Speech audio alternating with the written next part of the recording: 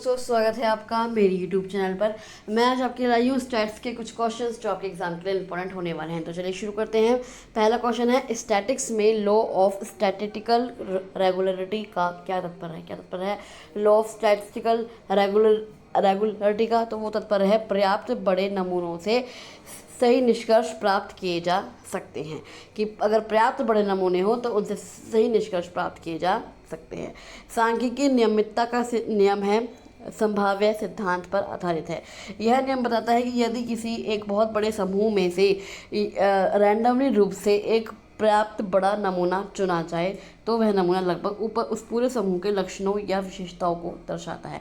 अगर सरल शब्दों में बात की जाए तो अगर आपका सैंपल साइज काफ़ी बड़ा है तो उससे मिलने वाले निष्कर्ष पूरी आबादी के निष्कर्षों के बेहद करीब होंगे। एग्जाम्पल के लिए मैं आपको बताती हूँ, यदि आप किसी देश के लोगों की औसत आय जानना चाहते हैं तो सिर्फ 5 लोगों से पूछकर सही नतीजा नहीं मिलेगा। लेकिन अगर आप नियम पूर्वक 5000 लोगों की रैंडम सैंपल लेते हैं तो उनके आंकड़े पूरे देश की असल स्थिति के काफ़ी करीब होंगे। नेक्स्ट क्वेश्चन आता है, निम्नलिखित में से कौन स्टैटिकल यूनिट की विशेषता नहीं है? कौन नहीं है स्टैटिकल यूनिट की विशेषता? तो वह आपकी अस्पष्ट हो, स्पष्ट परिभाषित भी हो, मापन योग्य भी हो, तुल्य भी हो, लेकिन अस्पष्ट ना हो। सांख्यिकी इकाई वह आधार या पैमाना होती है जिसके माध्यम से आंकड़ों का संग्रह, मापन या विश्लेषण किया जाता है, जैसे प्रति व्यक्ति, प्रति किलोग्राम, प्रति घंटा। एक आदर्श जो स्टैटिस्टिकल यूनिट की विशेषताएं होती हैं, स्पष्ट और निश्चित परिभाषा होनी चाहिए। एक इकाई ऐसी होनी चाहिए जिसे संख्याओं में आसानी से मापा या गिना जा सके। इकाई समरूप होनी चाहिए ताकि अलग अलग समय या स्थानों के आंकड़ों की आपस में तुलना की जा सके। नेक्स्ट क्वेश्चन आता है, statistics are aggregates of facts. कथन किसने दिया था? किसने कथन दिया था ये? Statistics are aggregates of facts. तो वो दिया था आपका सैक्रिस्ट ने। किसने? सैक्रिस्ट ने दिया था ये आपका कथन। प्रोफेसर हॉरेस सैक्रिस्ट, क्या नाम था इनका? प्रोफेसर हॉरेस सैक्रिस्ट ने सांख्यिकी को बहुवचन रूप में परिभाषित करते हुए प्रसिद्ध कथन दिया था। उनकी पूरी परिभाषा के अनुसार सांख्यिकी तथ्यों के समूह होते हैं। क्या होते हैं?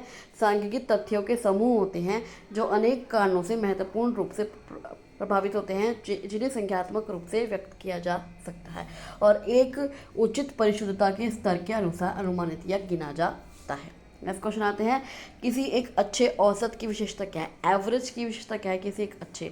तो वह सभी मूल्यों पर आधारित हो। क्या हो? सभी मूल्यों पर आधारित हो एक अच्छा औसत। सांख्यिकी में एक अच्छे या आदर्श औसत और आइडल मेजर ऑफ सेंट्रल में कुछ अनिवार्य गुणों का होना जरूरी है। प्रसिद्ध सांख्यिकीविद यूल और कैंडल और नाम आया। प्रसिद्ध सांख्यिकीविद यूल और कैंडल के अनुसार एक अच्छे औसत की क्या विशेषताएं होती हैं? सभी मूल्यों पर आधारित हो। एक औसत एक ऐसा होना चाहिए जिसकी गणना में श्रृंखला के प्रत्येक पद या मूल्य को शामिल किया जाए।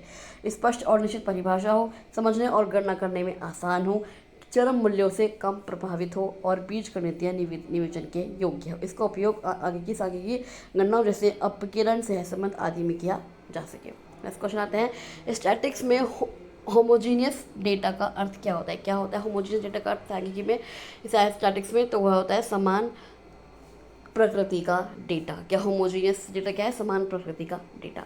सांख्यिकी में होमोजीनियस डेटा का तात्पर्य ऐसे डेटा से है जिसके सभी पद या मूल्य एक ही प्रकृति, गुण और माप की इकाई के होते हैं। इस तुलना के लिए ज़रूरी होता है, सांख्यिकी का एक नियम यह है कि आंकड़ों की तुलना तभी की जा सकती है जब वे होमोजीनियस हों, समान प्रकृति के हों। एग्जाम्पल के मैं आपको बताती हूँ, यदि आप एक कक्षा के बच्चों का स्वास्थ्य का विश्लेषण कर रहे हैं तो आपको सभी बच्चों का तो या तो वजन किलोग्राम में लेना होगा या फिर बच्चों की लंबाई सेंटीमीटर में लेनी होगी। आप 5 बच्चों के वजन की तुलना 5 बच्चों की लंबाई से नहीं कर सकते। होमोजीनियस डेटा हो जाएगा, क्योंकि ये होमोजीनियस डेटा हो जाएगा। नेक्स्ट क्वेश्चन आता है, निम्नलिखित में से कौन सा डायग्रामेटिक प्रेजेंटेशन का लाभ है? कौन सा है डायग्रामेटिक प्रेजेंटेशन का लाभ निम्नलिखित में से कि डेटा को सरल बनाता है? क्या है? डेटा को सरल बनाता है। डायग्रामेटिक प्रेजेंटेशन हो तो डेटा को वो सरल बना देता है। सांख्यिकी में जब जटिल और शुष्क आंकड़ों को चित्रों, रेखाचित्रों के माध्यम से दर्शाया जाता है तो उसे डायग्रामेटिक प्रेजेंटेशन कहते हैं। इसका सबसे बड़ा लाभ यह है कि विशाल और जटिल डेटा को यह विशाल और जटिल डेटा को अत्यंत सरल, आकर्षक और समझने योग्य बना देता है। इसके क्या क्या लाभ होते हैं? सरल और बोधगम्य होता है। एक आम इंसान भी आंकड़ों के जाल उलझे बिना चित्र देखकर तुरंत सही स्थिति समझ जाता है। मान लीजिए क्रिकेट मैच में रन रेट का ग्राफ हो, दो या दो से अधिक प्रकार के आंकड़ों के बीच तुलना करना बेहद आसान हो जाता है। जैसे बार डायग्राम हो गया तो पता चलता है किसकी परसेंटेज आपकी किसकी ज़्यादा है। नेक्स्ट क्वेश्चन आता है, सैम्पलिंग का मुख्य उद्देश्य क्या है? क्या है सैम्पलिंग का मुख्य उद्देश्य? नमूनाकरण का मुख्य उद्देश्य क्या होता है? लागत और समय बचाना। क्या? लागत और समय बचाना। सांख्यिकी में सैम्पलिंग का मुख्य उद्देश्य पूरी आबादी का अध्ययन किए बिना उसके एक छोटे और प्रतिनिधि हिस्से का अध्ययन करके पूरी आबादी के बारे में सही निष्कर्ष निकालना होता है। ऐसा करने के पीछे कौन कौन से उद्देश्य होते हैं आपके? समय की भारी बचत हो जाती है। किसी देश की पूरी जनसंख्या मान लीजिए 140 करोड़ लोग हैं से डेटा इकट्ठा करने में सालों लग जाएंगे, जबकि एक अच्छे सैंपल साइज जैसे 50,000 लोग से कुछ एक ही दिनों में निष्कर्ष निकाले जा सकते हैं।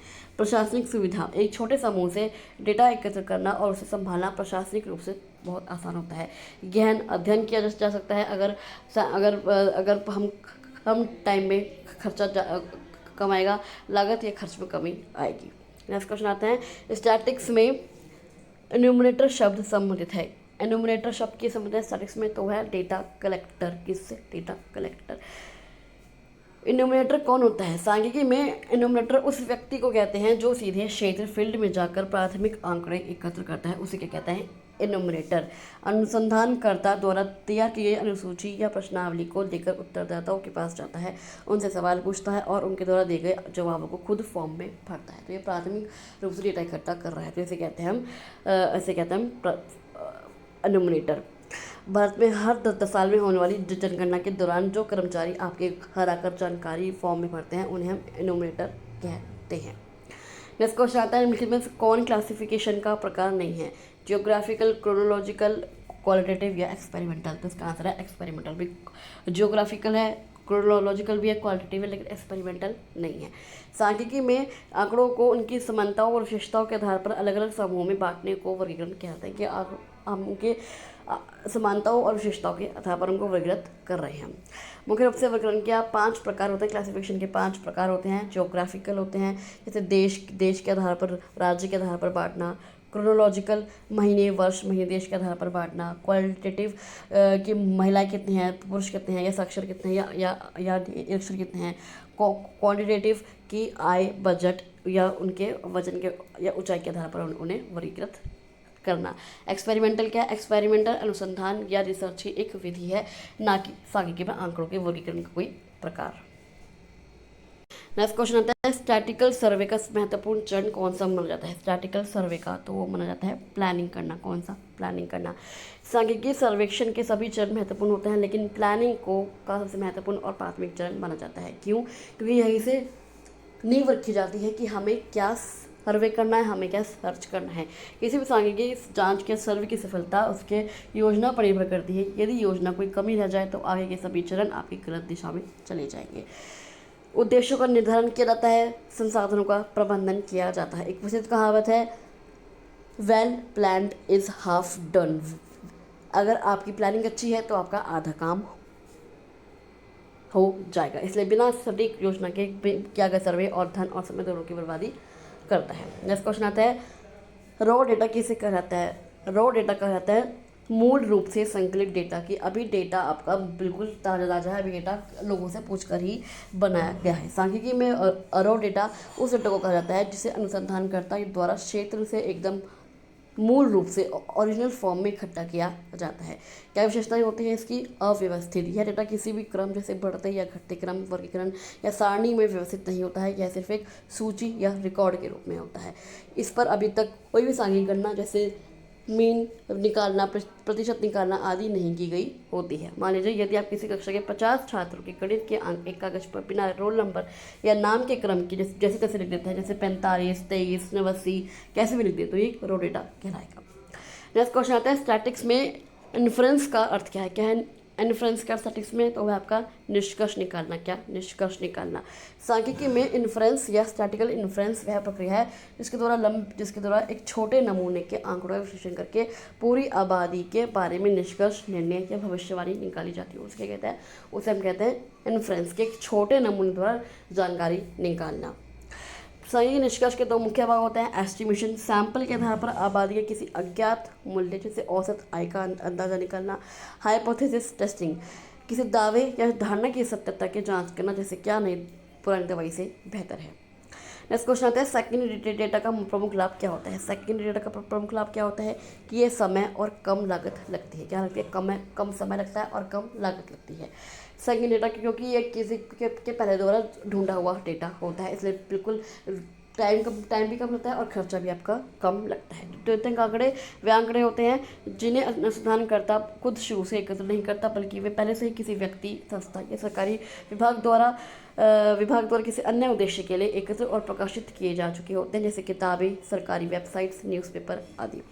चूँकि आंकड़े पहले से ही उपलब्ध होते हैं, इसलिए अनुसंधानकर्ता को क्षेत्र में जाकर लोगों से मिलने और प्रश्नावली भरवाने की जरूरत नहीं होती। इंटरनेट या एवरेज डेटा मिनटों में मिल जाता है। यह शोध की शुरुआत करने या बैकग्राउंड रिसर्च के लिए सबसे आसान और सुलभ माध्यम है। इसके लिए ना कोई प्लानिंग लगती, ना कुछ लगती। नेक्स्ट क्वेश्चन आते हैं स्टैटिस्टिकल इन्वेस्टिगेशन का अंतिम चरण क्या होता है। बड़ी डेटा कलेक्ट हो गया, क्लासिफिकेशन हो गया, एडिटिंग हो गया, अब इंटरप्रेट करना। क्या करना? इंटरप्रेट करना, निर्वचन या व्याख्या करना। सांख्यिकीय अनुसंधान यह जांच एक व्यवस्थित प्रक्रिया है जो कई चरणों से होकर गुजरती है। इंटरप्रिटेशन इस पूरी प्रक्रिया का सबसे अंतिम और निर्णायक चरण होते हैं। कौन कौन से चरण होते हैं? प्लानिंग करना, कलेक्शन ऑफ डेटा करना, डेटा को कलेक्ट करना, एडिटिंग करना, डेटा को आंकड़ों का मतलब गलतियाँ सुधारना और अधूरी जानकारी भरना। उसके बाद क्लासिफिकेशन, डेटा को अलग अलग क्लासिफिकेशन करना, उसके आधार पर आय के आधार पर आय जाननी है या फिर आपको उसकी जनसंख्या जाननी है। टैबुलेशन फॉर्म भरना, आपको उसका ग्राफ बनाना है या प्रेजेंटेशन डेटा चार्ट बनाना है, ग्राफ बनाना है। उसके बाद एनालिसिस, आंकड़ों का विश्लेषण करना, सांख्यिकी टूल जैसे मीन, मीडियम और रिलेशन आदि का उपयोग करके गणना करना। उसके बाद इंटरप्रेट करना। यह अंतिम चरण है। विश्लेषण से प्राप्त परिणाम के आधार पर अंतिम निष्कर्ष निकालना, रिपोर्ट तैयार करना और भविष्य के लिए निर्णय या भविष्यवाणियाँ करना होता है। नेक्स्ट क्वेश्चन होता है statics is the science of estimates and probabilities. Statics is the science and estimates and probabilities. कथन किससे संबंधित है? तो वो आपका कथन संबंधित है बॉडिंगटन से। किससे? बॉडिंगटन ने दिया था ये आपका कथन। प्रसिद्ध सांख्यिकीविद A.L. बॉडिंगटन, क्या नाम है? A.L.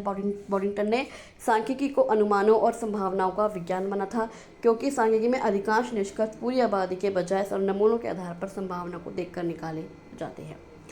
तो चलिए आज के लिए बस इतना ही। आई होप आपको क्वेश्चन अच्छे लगे होंगे, ये वीडियो अच्छा लगा होगा। आपको ये वीडियो कैसा लगे मुझे कमेंट बॉक्स में कमेंट करके जरूर बताइएगा। आपको ये वीडियो अच्छा लगा हो तो आप इस वीडियो को लाइक कर सकते हैं, शेयर कर सकते हैं और इस चैनल को सब्सक्राइब करके ज़रूर जाएगा। चलिए मैं आपसे मिलती हूँ अगले वीडियो में, तब तक के लिए थैंक यू सो मच।